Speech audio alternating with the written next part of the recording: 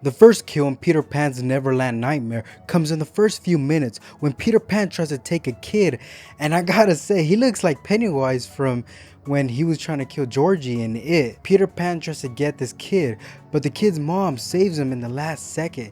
They hide in the bedroom, but the mom decides to leave her son alone while she tries to find Peter Pan and kill him herself. Great parenting. Peter Pan catches the mother off guard and attacks her. She fights back and stabs him in the back, but it does nothing to him.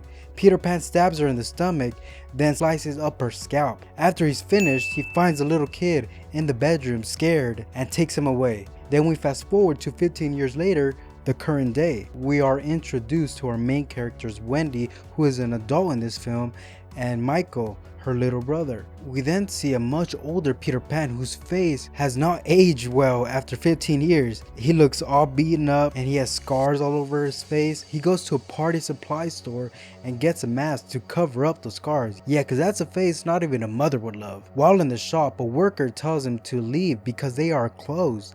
When he tries to kick him out, Peter Pan stabs him multiple times and leaves him to die in the shop. When Michael gets out of school, he says goodbye to his friend Joey. As he's riding his bike home through the woods, a long string across two trees causes Michael to crash into it and fall off his bike. Peter Pan approaches him, grabs him, and takes him away. Meanwhile, Michael's sister was waiting for him at school, but when he didn't show up and she doesn't see him, she calls the police and they file a missing children's report. Wendy's mother blames Wendy for the kidnapping, and Wendy's mother believes that Michael's already dead. Meanwhile, Michael is at an abandoned house when Peter Pan tells him he will take him to Neverland very soon.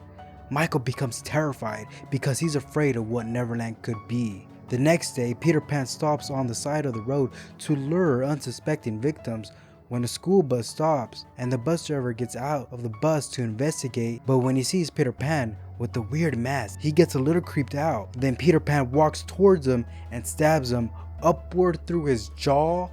It's a really nice kill with some good brutal and bloody effects. Watch the full uncensored gory version on my Patreon. It's the first link in the description. After Peter Pan kills the bus driver, he gets on the bus, he terrifies the kids and kills all 11 of them that are on the bus. Yeah, they don't really show it, which is a good thing because I don't think YouTube would allow me to show any of that, but they do show a couple of images. Wendy spends a night at her friend's house to receive comfort from their family because her own mother is blaming her for Michael's kidnapping. When everyone falls asleep, Peter Pan sneaks in and stabs Wendy's friend while she's asleep on the couch. He stabs her multiple times and leaves her there to die. Wendy somehow doesn't hear anything until she hears her friend's parents being attacked. She peeks open the door and sees the father being stabbed relentlessly. Wendy sneaks out of the room through the window. She goes to the parents' bedroom next door and finds the mother tied up. She tries to untie her, but right when she unties her,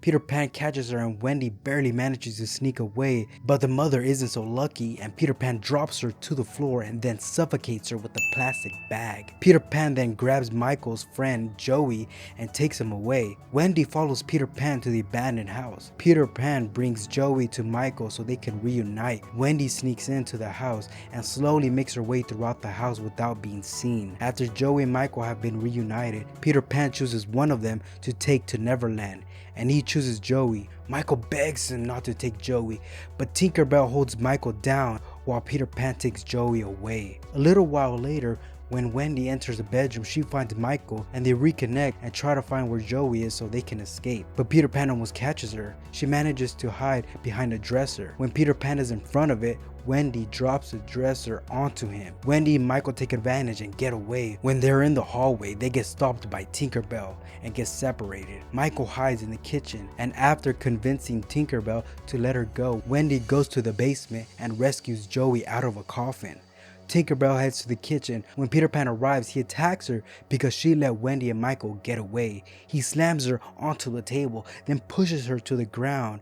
Then he chops her limbs off in a really brutal way. It's pretty brutal. Too brutal to show all of it here on YouTube, but I'll show all the gory stuff on my Patreon. It's the first link in the description. Wendy breaks down a door and makes Joey run outside and call for help. She then runs into Captain Hook, who is chained up in the basement. She gets scared and screams. When Peter Pan hears her screaming, he runs towards her and catches her off guard. He attacks her, but Wendy is pretty tough because she fights back. How is it that she can fight back against Peter Pan, but every other person is unable to fight off Peter Pan? Make it make sense. Did she take karate, kung fu? Is there something that we don't know that they don't show? But I digress. But as they're fighting, she jabs her thumbs into his eyes.